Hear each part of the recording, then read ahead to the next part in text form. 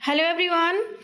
So in previous video we have learnt about how to convert active into passive voice of the tenses. So हमने इसके पहले video में हमने देखा था कि 8 जो होते हैं टेंसेस उनको एक्टिव से पैसिव में कैसे चेंज करना है, क्योंकि टोटल टेंसेस तो 12 होते हैं बट हम चेंज करते हैं सिर्फ 8 को ही चेंज किया जाता है। पैसिव वॉइस में 8 ही हो जाते हैं।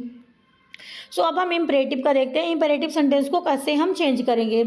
अब इम्परेटिव सेंटेंस क्या होता है? इम्परेटिव सेंटेंस हमेशा देखोगे आप वर्ब से स्टार्ट होता है।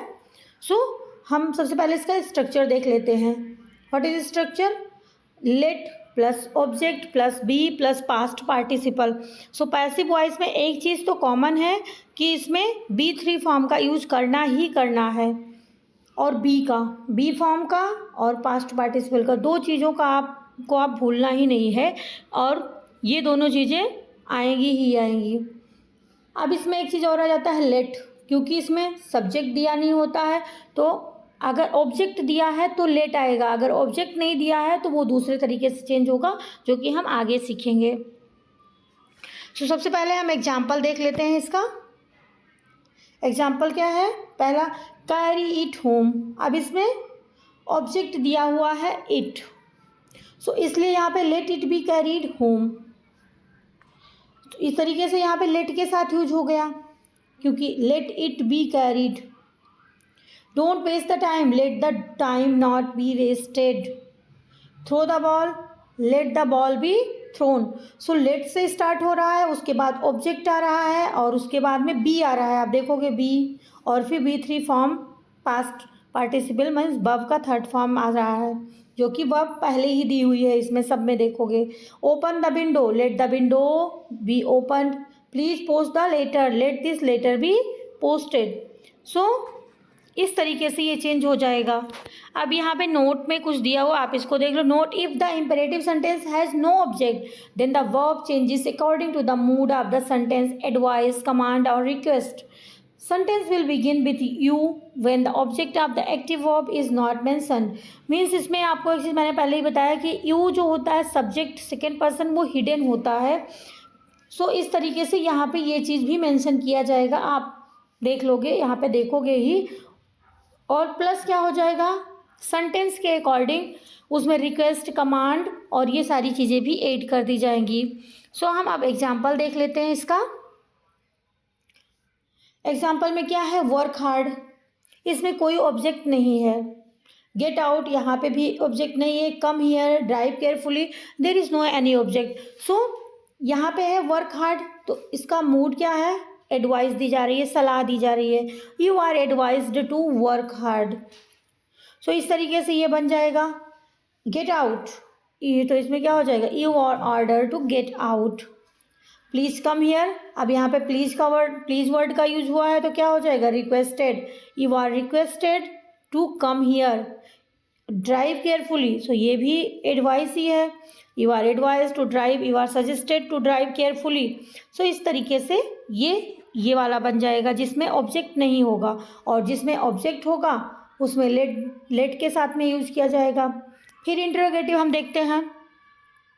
हु टीच यू डांस, यहाँ पे है who teach you dance, by whom is dance taught to you.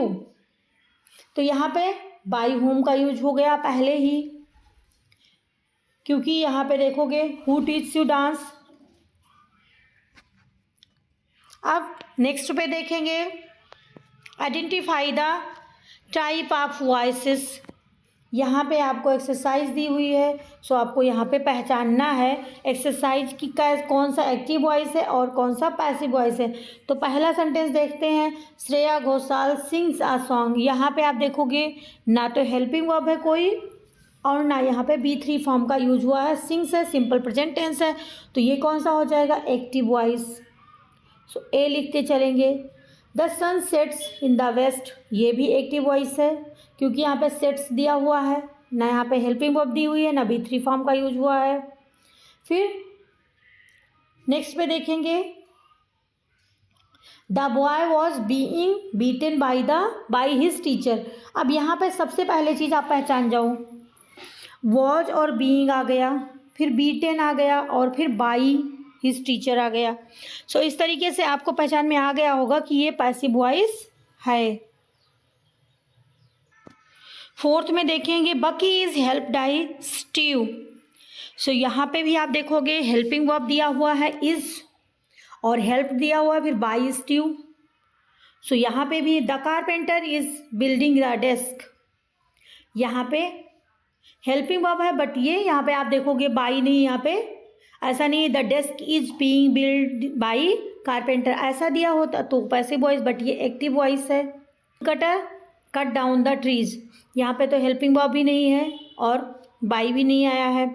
The man dropped his axe in the river. So आदमी ने अपनी एक्स कुल्हाड़ी कहाँ पे डाल दी, रिवर में डाल दी। सो ये भी एक्टिव वॉइस है, क्योंकि ऐसा होता अगर पैसिव वॉइस होता तो ऐसा his axe was dropped in the river by the man. So ये भी एक्टिव वॉइस है। The bird was shot dead by naughty boy, यहाँ पे देखो बाई के साथ आ गया और वॉज भी आया है। सो ये पैसिव वॉइस हो जाएगा। By whom was Spanish taught to you, so ये भी पैसिव वॉइस है। Natasha lost the money, Natasha ने क्या खो दिया, मनी। सो यहाँ पे एक्टिव वॉइस हो जाएगा। पैसिव वॉइस होता तो कैसा होता, the money was lost by Natasha. अब नेक्स्ट पे चलेंगे, the farmer will plug the field, ये भी एक्टिव वॉइस है क्योंकि यहाँ पे सब्जेक्ट ही काम कर रहा है। अब नेक्स्ट में देखेंगे the work will be finished by the workers in a day. So काम किसके द्वारा फिनिश किया जाएगा, वर्कर्स के द्वारा। सो यहाँ पे आप देखोगे विल और बी और फिनिश्ड भी आया है। The enemy has entered the warzone, यहाँ पे हैज़ है, इंटर्ड है, लेकिन ये पास्ट प्रेजेंट परफेक्ट है। यहाँ पे बाई के साथ में कन्वर्ट नहीं किया गया है और ना ही यहाँ पे बी फॉर्म का यूज हुआ है। हु सैंग द सॉन्ग, ये भी एक्टिव वॉइस है, नहीं तो पैसिव वॉइस होता तो कैसे होता, बाई हुम आ जाता। The teacher tease the animals, the children tease the animals, बच्चे एनिमल्स को टीच करते चिढ़ाते हैं। तो ये भी एक्टिव वॉइस ही है।